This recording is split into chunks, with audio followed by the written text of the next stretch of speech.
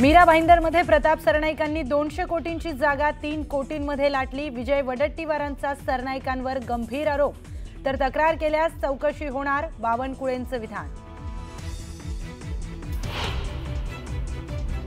जमीन घोटाळा प्रकरणी स्थापन करण्यात आलेली चौकशी समिती आजपासून करणार काम सुरू। 7 दिवसांमध्ये अहवाल द्यायचा असल्यानं जॉईंट रजिस्ट्रार राजेंद्र मुठेंच्या अध्यक्षतेखाली समिती करणार कागदपत्रांची तपासणी। जमीन व्यवहारामध्ये अनियमितता करणाऱ्यांवर कारवाई करणार, मुख्यमंत्र्यांकडून भूमिका स्पष्ट। तर ज्यांना एफआयआर कळत नाही ते पार्थ पवारांवर आरोप करतात, विरोधकांना टोला। उद्धव ठाकरेंच्या मराठवाडा दौऱ्याचा आजचा शेवटचा दिवस। परभणी, जालना, छत्रपती संभाजीनगरमधील शेतकऱ्यांशी संवाद साधल्यानंतर पत्रकार परिषद घेणार।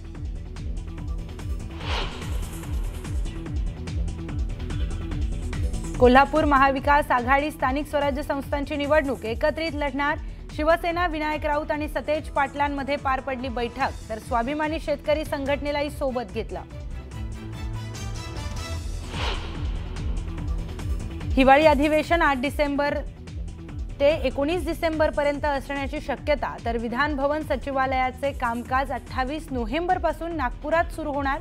आचारसंहितेमुळे अधिवेशनाच्या दिवसांमध्ये बदल होण्याची शक्यता।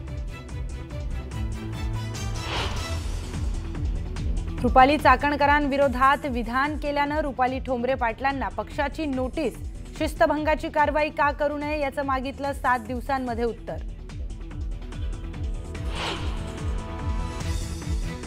मुख्यमंत्री फडणवीस आज गडचिरोली दौऱ्यावर। 1400 कोटींच्या वैद्यकीय आणि शैक्षणिक संकुलाचं फडणवीसांच्या हस्ते भूमिपूजन। नागपूरमध्ये सामूहिक गीता पठणाचा विश्वविक्रम। 52,000पेक्षा जास्त विद्यार्थ्यांकडून गीता पठण। केंद्रीय मंत्री नितीन गडकरींची उपस्थिती।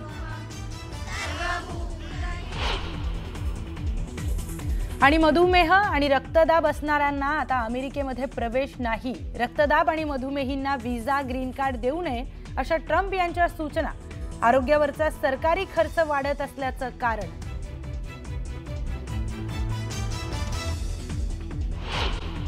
राज्याच्या राजकारणामध्ये मागील काही दिवसांपासून जमीन घोटाळ्यांची चर्चा रंगली आहे। जमीन घोटाळ्यांबाबत मोठमोठे आरोप करण्यात आलेत। यामध्ये महायुतीच्या तिन्ही पक्षांच्या नेत्यांवर जमीन घोटाळ्यासंदर्भात गंभीर आरोप झालेत।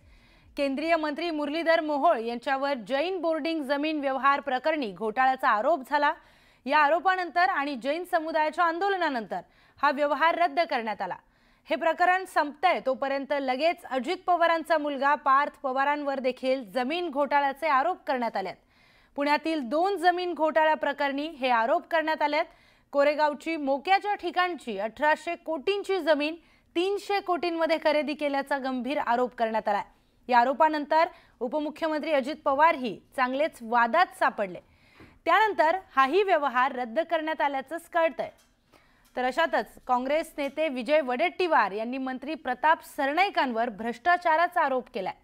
सरनाईकांनी मीरा भाईंदरमधील 200 कोटींची जमीन तब्बल 3 कोटींमध्ये लाटल्याचा आरोप वडेट्टीवारांनी केलाय।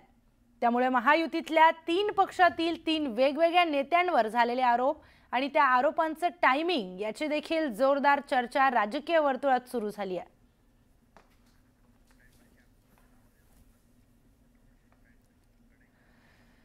एकीकडे पार्थ पवारांच्या जमीन घोटाळ्याचं प्रकरण समोर आलेलं असतानाच आता काँग्रेस नेते विजय वडेट्टीवारांनी मंत्री प्रताप सरनाईकांवर गंभीर आरोप केलाय। सरनाईकांनी मीरा भाईंदरमध्ये 200 कोटींची जागा केवळ 3 कोटींमध्ये लाटल्याचा आरोप वडेट्टीवारांनी केलाय। प्रताप सरनाईकांनी आपल्या संस्थेसाठी ही जागा लाटल्याचा आरोप वडेट्टीवारांकडून करण्यात आलाय। या संदर्भामध्ये लवकरच माहिती देणार असल्याचं देखील वडेट्टीवार म्हणाले।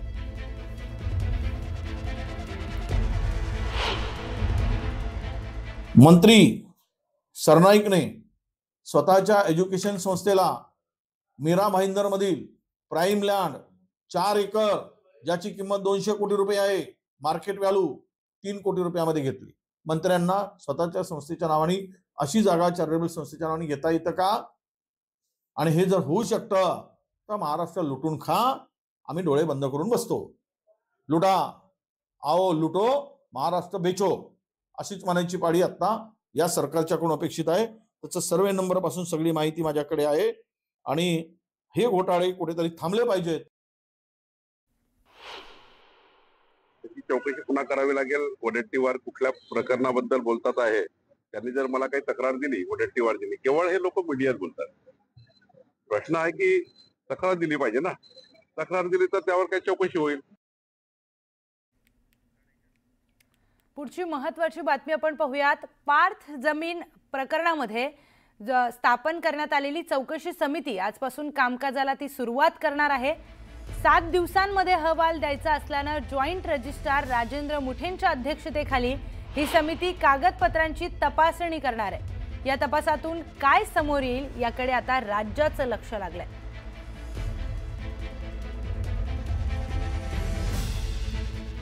तर कोरेगाव पार्क परिसरातील जमिनीचा व्यवहार रद्द झाला असला तरी अनियमिततेला जबाबदार असणाऱ्यांवर कारवाई केली जाणार असल्याचं मुख्यमंत्री देवेंद्र फडणवीसांनी स्पष्ट केलंय. या प्रकरणी नियुक्ती करण्यात आलेल्या समितीचा अहवाल 1 महिन्यामध्ये येणार असून अहवालामध्ये दोषी असणाऱ्यांवर कारवाई केली जाईल असं देखील मुख्यमंत्र्यांनी म्हटलंय. ज्यांना FIR माहीत नाही ते पार्थ पवारांवर आरोप करत असतात असा टोला देखील मुख्यमंत्र्यांनी लगावलाय. या व्यवहारामध्ये सही करणाऱ्यांवर गुन्हा दाखल झालाय असंही मुख्यमंत्री म्हणाले. तर या व्यवहारामध्ये स्टॅम्प ड्युटी भरावीच लागणार असून स्टॅम्प ड्युटी भरल्याशिवाय व्यवहार रद्द होणार नाही असं देखील मुख्यमंत्र्यांनी स्पष्ट केलं.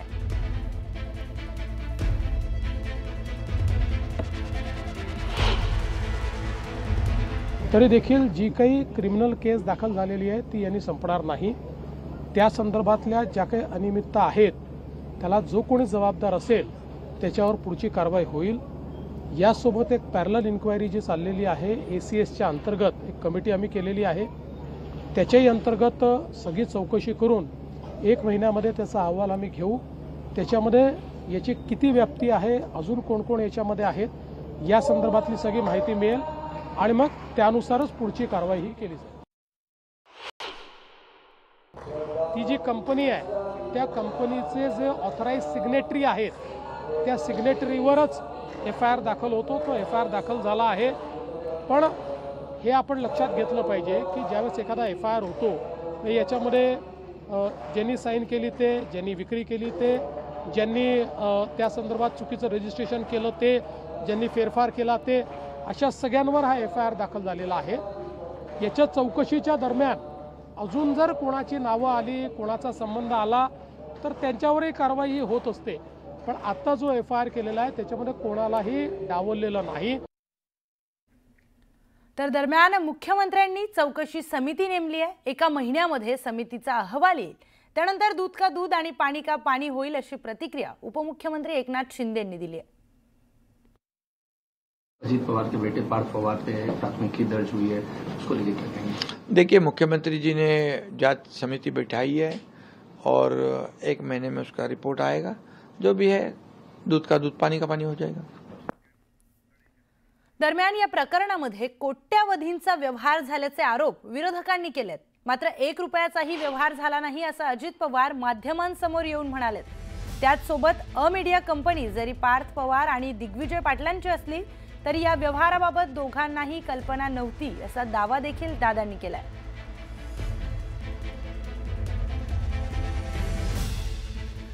तर मीडिया कंपनीचे डेझिग्नेटेड पार्टनर असून देखील पार्थ पवारांवर गुन्हा दाखल का झाला नाही या विरोधकांच्या प्रश्नांवर अजित पवारांनी काय उत्तर दिलंय पाहूयात.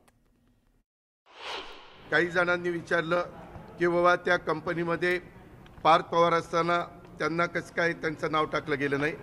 तर मला माहिती अशी मिळाली की रेव्हेन्यू मिनिस्टर चंद्रशेखर बावनकुळे साहेबांनी सांगितलं की जे ऑफिसला आलेले होते त्या ऑफिसला येऊन ज्यांनी सह्या केल्या त्यांच्यावर FIR दाखल केलेला आहे. ह्या जमिनीचा 2005-6 काही पैसे देऊन व्यवहार केलेला होता. ह्याच्या संदर्भामध्ये पार्थच्या कंपनीला किंवा पार्थ आणि त्याचा जो काही सहकारी आहे दिग्विजय पाटील यांना कुणालाही जास्त त्याच्यातली माहिती नव्हती. तर उपमुख्यमंत्री अजित पवारांचा मुलगा पार्थ पवारचा दुसरा जमीन घोटाळा हा समोर आलाय. भोपोडीतील सरकारी जमीन घोटाळा प्रकरणावरून पुन्हा जोरदार राजकारण सुरू झालंय।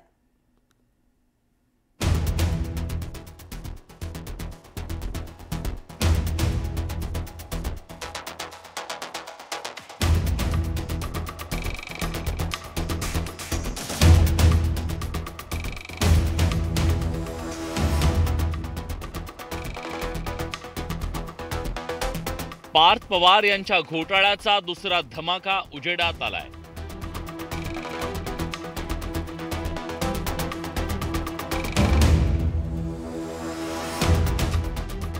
अमेडिया LLPचा मुंडवा जमीन घोटाळा समोर आलेला असताना आता याच कंपनीनं केलेल्या आणखी एका जमीन घोटाळ्याचा प्रताप समोर आलाय। राज्य सरकारच्या बोपोडीतल्या डेअरी विभागाची मालकी असलेल्या जमिनीवर खासगी इसमाचं नाव चढवून सरकारची फसवणूक करण्यात आली। या प्रकरणी तहसीलदार सूर्यकांत येवले यांना निलंबित करण्यात आलं। मात्र आता या जमिनीची खरेदी पार्थ पवार यांच्या अमेडिया LLP कडून करण्यात आल्याचं उघड झालंय। त्यामुळे खडक पोलिसांकडे दुसरा गुन्हा दाखल करण्यात आलाय। त्यामुळे विरोधकांनी पुन्हा एकदा आक्रमक पवित्रा घेतलाय। जो न्याय एकनाथ खडसेच्या प्रकरणात लागला होता तशाच पद्धतीनं या पार्थ पवारांच्या कंपनीच्या प्रकरणात लागला पाहिजे। आता मला असं वाटतं काही दिवस अशा पद्धतीनं अजितदादांनी बाजूला व्हावं, चौकशी करावी, दूध का दूध पाणी का पाणी होऊ दे।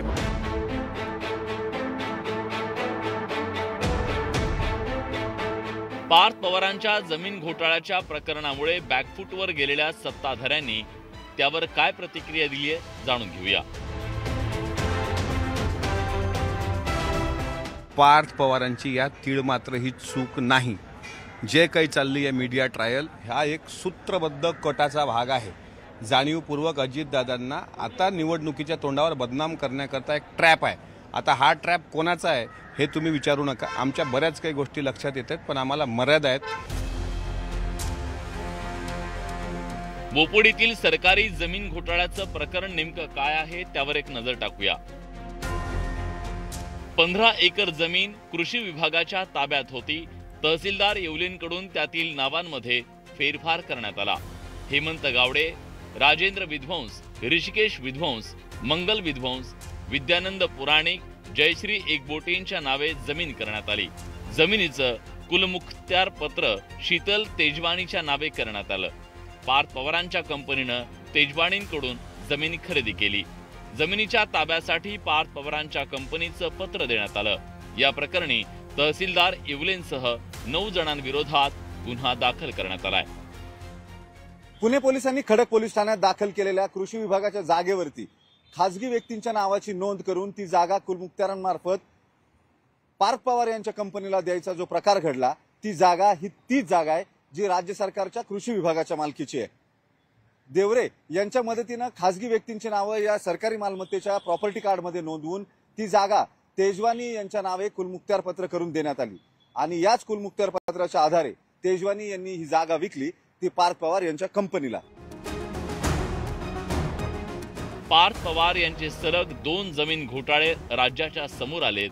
त्यामुळे विरोधकांना मोठा राजकीय मुद्दा मिळालाय।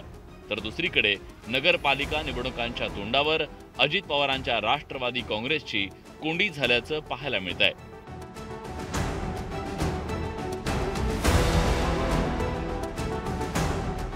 वैभव सोनवणे, न्यूज 18 लोकमत, पुणे।